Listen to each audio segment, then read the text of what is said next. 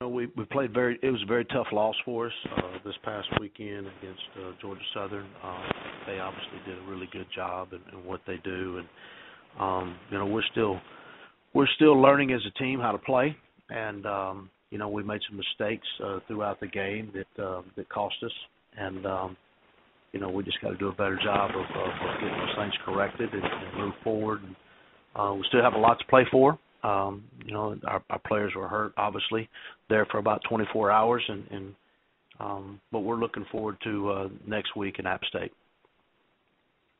Thank you, Coach. Our first questions come from Brad Bobo with 95.3 The Ticket. Please go ahead, Brad. Hey, Coach. Just talk about the nature of that guarding that Georgia Southern offense. I mean, really, for the most part, I bet things graded out well, but just one miss somewhere, it kind of leads to explosive plays. Really, offensively, they kind of flipped the script on what you guys did to them down there a year ago. Yes, we only missed 4 tackles during the game, so I mean it was probably one of the better tackling games that we've had. But we misfitted a couple of runs, and they exposed them. And then versus that offense, you have to be 100% correct just about on every play. And they did a good job of creating some angles on us that leverage points, and it cost us. I was pretty happy with the particularly the first half. I mean, we really played them well in the first half, and then in the second half, I think there was like 5.5 minutes left. They hit us and on a couple of things, and then the last call of the game was a great call on their part. I mean, who in the world would expect it to reverse? And but it was a great call on them. It was a safe call, and it ended up working out for them. It was a learning experience for us. Yeah, it was a great call. Just talk about that a little bit. Obviously, Coach Lunsford talked about what they were talking about in the timeout. He said they went in that possession wanting to play for a field goal. Just talk about, from your guys' standpoint in that timeout, maybe what you were looking for, kind of what the different scenarios were, and then, then just a great call by them on the reverse.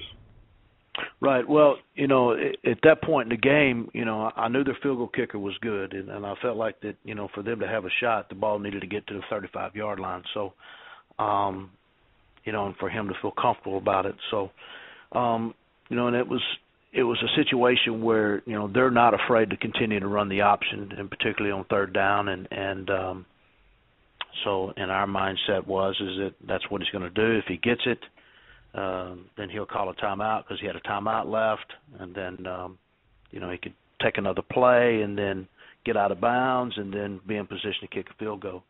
So our mindset was that, he is going to run an option play, and if he hits it, he hits it, and if he doesn't get the yardage that he needs, then we'll just play for overtime because I still think he was out of field goal range at that point. So it was either overtime or field goal for him. That was our thought process, and so we felt like we needed to be playing the option, the run game, and he ran the reverse. And, we just miskeyed it,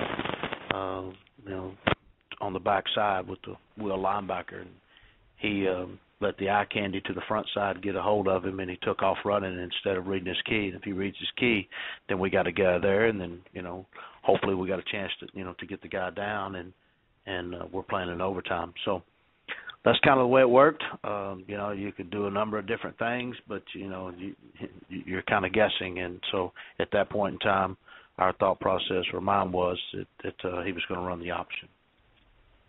Thanks, Coach. Thank you, Brad. Our next questions come from Dan McDonald. Dan, please go ahead. Morning, Coach. Just wanted to ask you, you mentioned the Georgia Southern offense.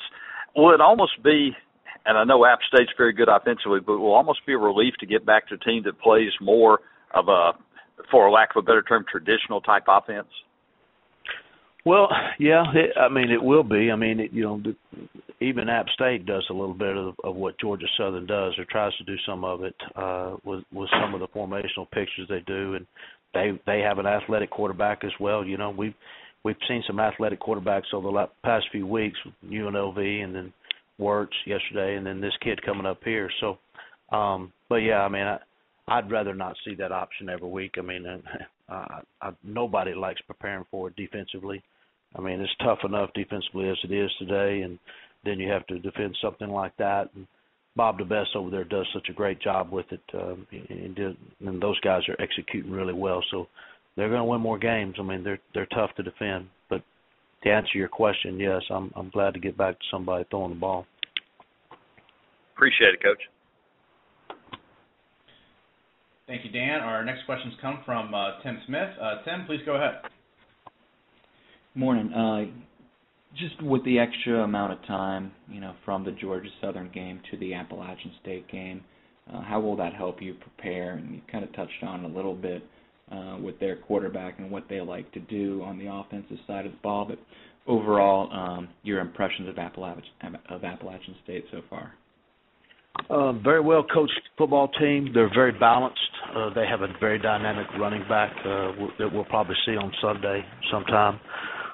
The quarterback is very, very efficient, can beat you with his feet. And, it's not what they do is not that complicated. It's just that they're very, very efficient in what they do. They don't bust.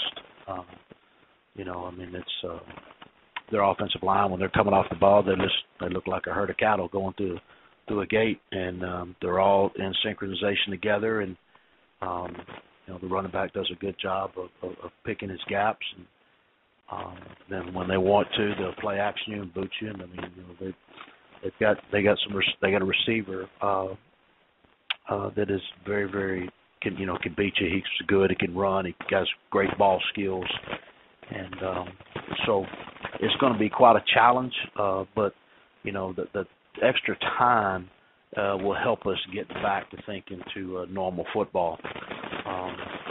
We can actually get out there and pass drop and so forth, where last week, we wasn't doing that as a group. I mean, it was just playing cat coverage, man on man. So us to get back going against our offense and seeing some passing game and so forth, the extra time will help us with that.